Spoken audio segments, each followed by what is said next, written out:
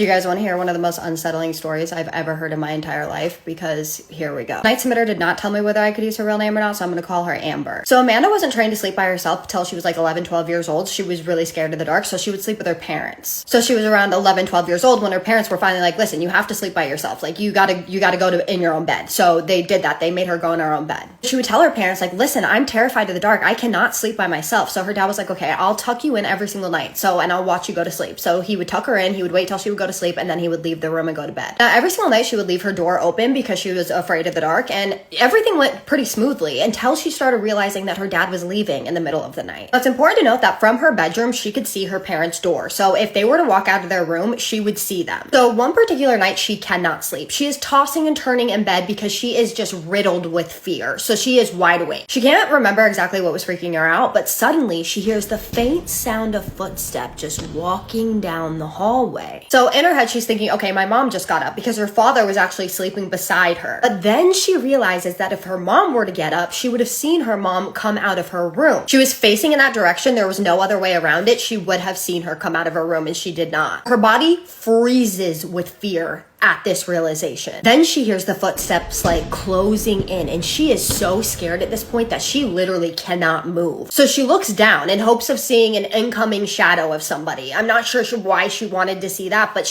I guess in her head she was thinking that she didn't want it to be a ghost. There was none. She keeps her eyes on the floor, and then she sees these dark gray feet with cracks in them. Then she slowly starts looking up, and it's this woman wearing this white nightgown with blood spattered all over it. Her skin was a dark grayish color with visible cracks, and she looked like she was burned alive. Her hair was puffy, black, and tangled, and then she starts slowly walking into the bedroom and stops by the door. Curiosity made her lift her gaze up even further up, and then they make eye contact. These lifeless pair of eyes bored into hers for a few seconds before the woman lets out this deep, heavy breath, like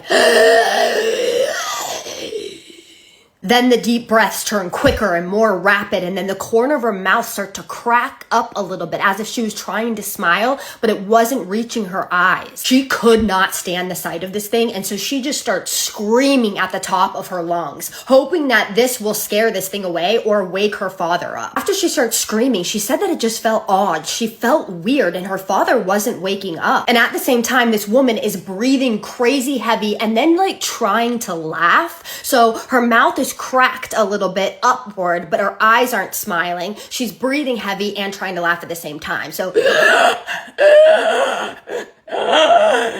just like that. And then finally, the woman just starts walking away as she's still trying to laugh. But that labored breathing is still continuing, and that smile on her face. The moment the woman walked out of the room is when her father finally woke up, and she was in such like a gaze looking at this woman freaking out and screaming that she didn't even notice her father trying to like shake her. Her father was like, hello, hello, as she's just screaming at the top of her lungs. The only words that she can even get out of her mouth are ghost, woman, nightgown. But her dad just ushers her back to sleep and tells her that it was a bad dream. The next day, she tells her father again when she's a little bit more calm what happened. And he's like, you just had a nightmare. And she said, I was awake. How could I have been screaming if I had a nightmare? I was wide awake. While I was screaming, I was still looking at her. So it could not have been a dream. So what do you guys think this was? What do you think of this story? Because it wasn't sleep paralysis, because she could move. She just couldn't move out of fear. When she finally was able to move and she was able to scream, you can't scream during sleep paralysis.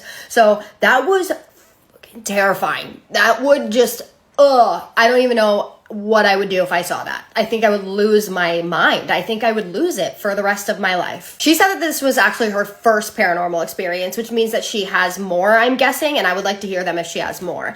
This story really scared me. It's stories like this that are so visual, and like when people actually see something or hear something, that really freaking terrifies me. And I think it scares me more than other people, because whenever I make these videos, they don't do like the best. It's videos that are like absolutely wild, right? But this story it's scary. It is fucking scary. Like, imagine seeing that while you're laying in your bed. just trying to sleep when you're already afraid of the dark. Oh my God. Drop all your thoughts, opinions, suggestions below in the comments. But as always, please be respectful. Thank you. And with that being said, I'm now going to do my favorite part, which is the shout outs. Michelle.Pier61. You left such a nice comment and you said that I remind you of your daughter. That's so sweet. I love that. Thank you so much for what you said. I appreciate you commenting and pushing my videos out. I appreciate you being kind and just watching my videos in general.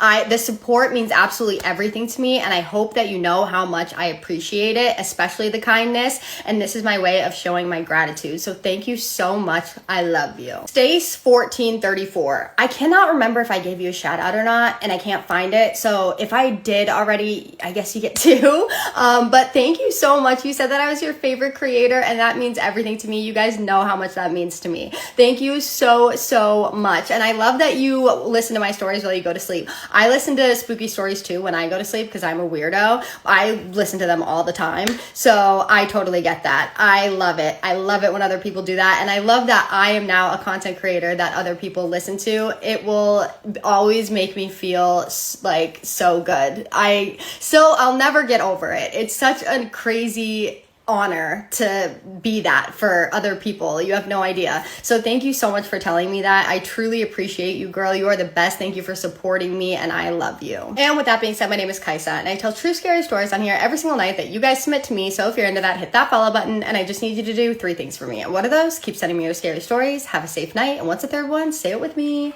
Have a spooky night. Love you guys so much. See you in the next one. Spooky kisses and haunted hugs.